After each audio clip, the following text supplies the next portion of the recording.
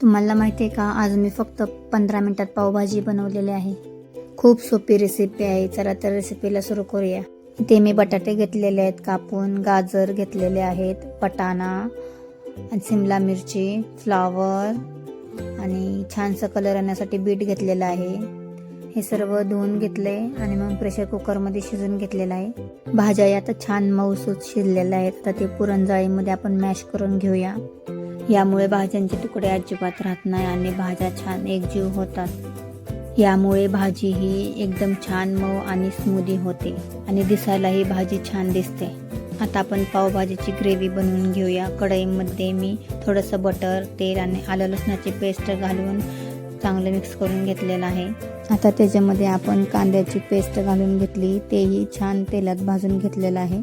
कांदाही छान असा गुलाबी रंग येऊस्तोपर्यंत भाजलेला आहे. आता त्याच्यामध्ये आपण टोमॅटोची प्युरी टाकून घेऊया, तेही छान तेलात भाजून घेतलेलं आहे. आता बघू शकता टोमॅटो प्युरी ही किती छान अशी तेलात भाजलेली आहे, त्याला तेल सुटायला लागलेलं आहे. तर आता त्याच्यामध्ये लाल मिरची पावडर, धना पावडर, थोडीशी हळद आणि पावभाजी मसाला टाकून घेऊया. हे सर्व मिश्रण तेलात चांगलं परतून घेऊ आणि मग भाज्याची प्युरी त्याच्यामध्ये टाकून घेऊ. तेही छान असं मसाल्यामध्ये मिक्स करा. बघू शकता तुम्ही भाजी किती क्रीमी दिसत आहे. याच्यामध्ये चवीनुसार मीठ टाकून घ्या. थोडंसं कोथिंबीर टाकलेलं आहे मी वरून. आता आपण थोडंसं बटर घेऊ, त्याच्यामध्ये पाव टाकून पाव भाजून घेऊया. थोडीशी भाजी टाकूया, कमी गॅसवर ह्याला छानसं भाजून घेऊया. याच्यामुळे छान लागतात पाव.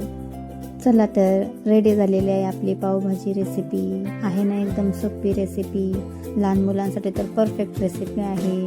भाज्या वगैरे काय याच्यामध्ये दिसत नाही छान मॅश केल्यामुळे. तुम्हाला ही रेसिपी आवडली असेल तर लाईक, शेअर आणि चॅनलला सबस्क्राईब करा. धन्यवाद.